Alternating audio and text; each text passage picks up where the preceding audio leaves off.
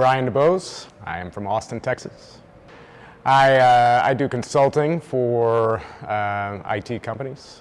I was always probably a little bit overweight as a kid. Spent a lot of time sitting around, but you know, as I got a little bit older, I got into sports and stuff, football and baseball in the summers. So that, you know, started to keep me active at least. You know, as I got into junior high school and high school age and stuff. I can remember as a freshman in high school weighing in for football or something like that. I think I weighed in about 185, 190 pounds. So that's pretty big for a 13, 14-year-old kid. As I got into my teenage years and started caring more about body aesthetics, I worked out pretty hard to try and get the body that you're looking for and stuff at that age. Was never really able to achieve that then. So yeah, definitely always had my struggles, ups and downs with eating and weight. By the time I graduated, I was upwards about 250 or so. I'm 5'11". Was encouraged to look into the military. So actually, after first bail out of college, I went into the service at 19, basically a year after high school. That was my first attempt, I guess, at losing weight. I wound up losing, getting down to about, losing about 20, 25 pounds or so, just starting to work out harder on my own. Going through basic, I got pretty, what I would have considered at that time the best shape of my life through that training. Yeah, before I went in, I dropped down about 225. After, I remember weighing in at the end of basic training at 190. I served my first term and basically got out to then go back to college. I stayed a semester in college, moved to Colorado, and I would call this really the slow creep of weight after leaving the Army.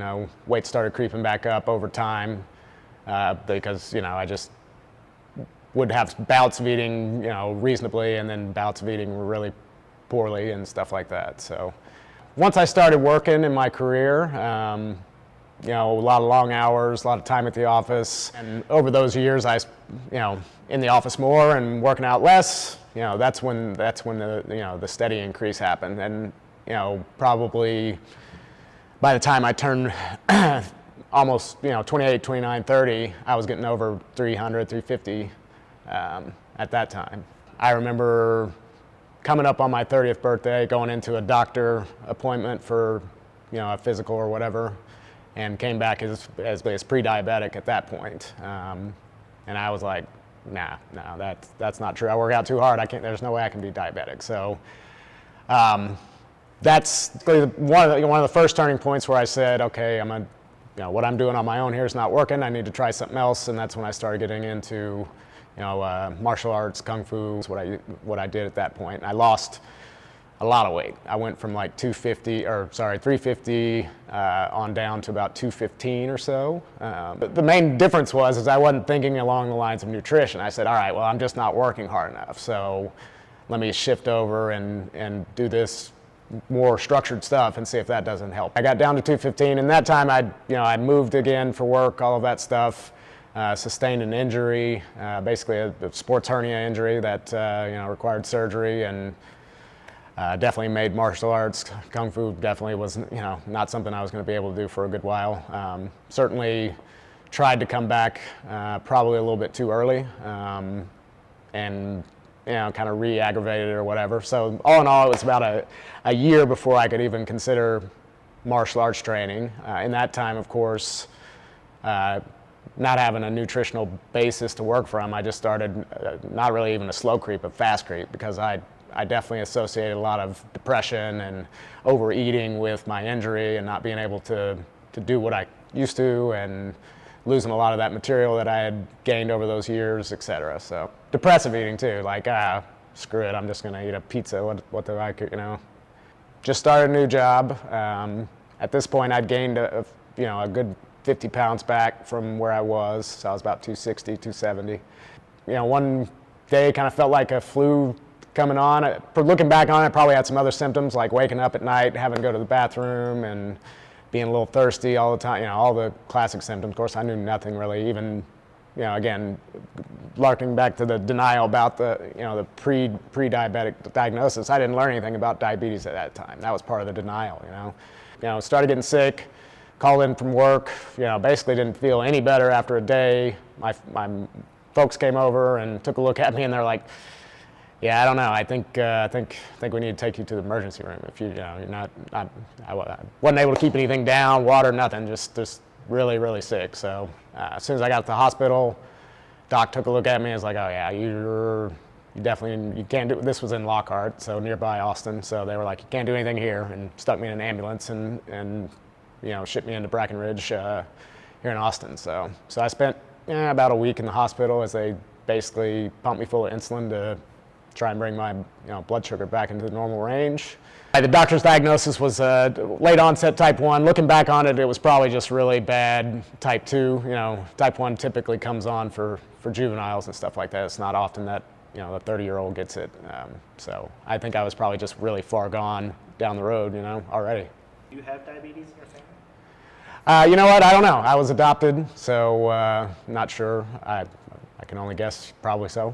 At this point, I basically am over the injury, but I probably wasn't over the injury in my head. You know what I mean? I hadn't started working back out again. I moved around a little bit during that time, so finding new jobs and all that stuff. So I hadn't been putting the focus on it that I had. It was a wake-up call for sure. I mean, you're pretty close to being dead at that. If you have that happen and stuff. So I definitely coming out of that said, okay, I'm going to eat how this nutritionist says I should eat.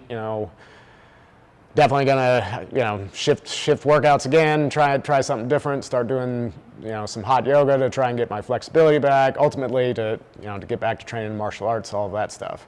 I read all the material that they gave. I'm basically taking insulin once a day, trying to eat in the way that they say.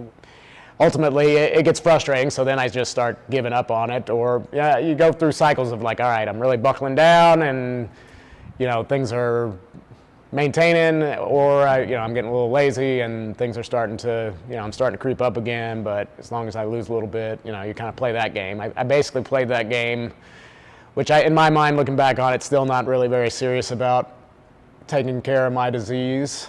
Pretty much just looking to do just enough to not have it get any worse, you know what I mean? Still eat what I want and just maintain. There is a slow creep of weight that goes on, and as that starts to happen over time, also the effectiveness of the insulin that I'm taking is starting to minimize. So I'm starting to have to take more and more insulin to maintain the same amounts, of levels that I had been previously and stuff.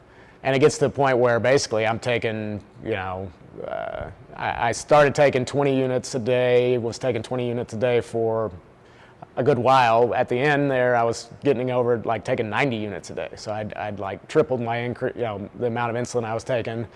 And it was getting worse. I mean, I couldn't keep my, the A1C number it's kind of an average blood sugar reading that you take over kind of a 3-month period. And I couldn't keep that number. I couldn't keep it within the target range, no matter what I did.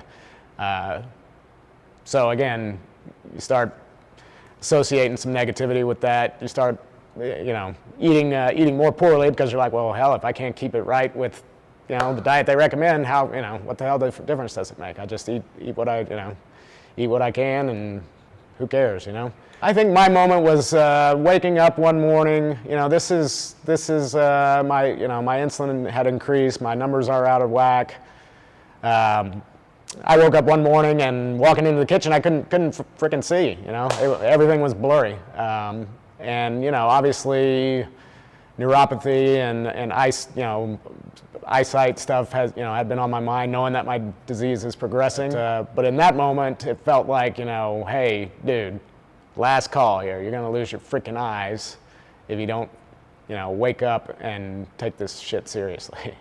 Well, frankly, because where I'd moved from my job, they didn't have the yoga that I'd like to do, and they had a CrossFit gym that was nearby. I had a friend, one of my Kung Fu brothers did it, so it was just a place that I wanted to try out, and I liked it. So over time, meeting some people, talking about the ketogenic diet and the way how that works, all that stuff, which then kind of sparked my interest to go and start doing some research on it, on the internet, seeing what it was about. And through that research is where I discovered, that lo and behold, it's really almost a perfect diet for people with diabetes and helping them control their their blood sugar and all of that stuff. And at that time I read, and even sometimes reverse the stages of the disease for a lot of people and stuff. And at that point I was like, you know what, I don't believe that, but at this point of the game, if I'm going to do anything to try and save my own life here, this looks like the way to go. It was amazing.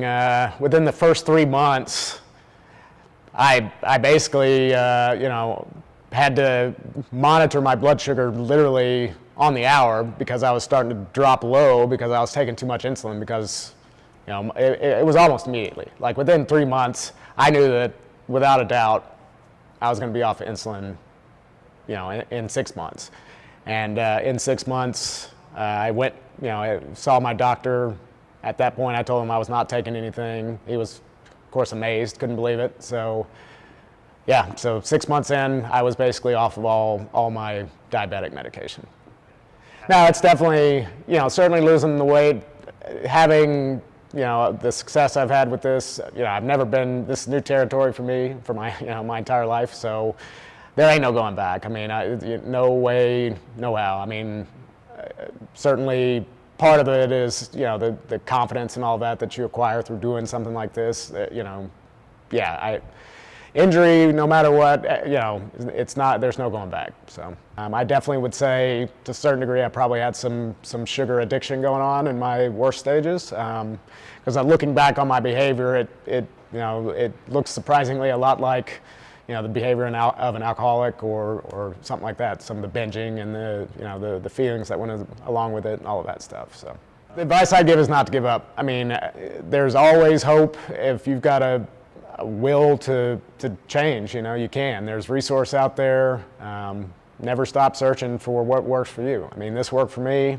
It may not work for others. I know it's worked for other diabetics because I see the stories, all of that stuff. So. It doesn't matter how old you are, it doesn't matter how sick you are. If you apply yourself in the right way, have the discipline to see yourself and love yourself enough to see yourself through, you'll make it.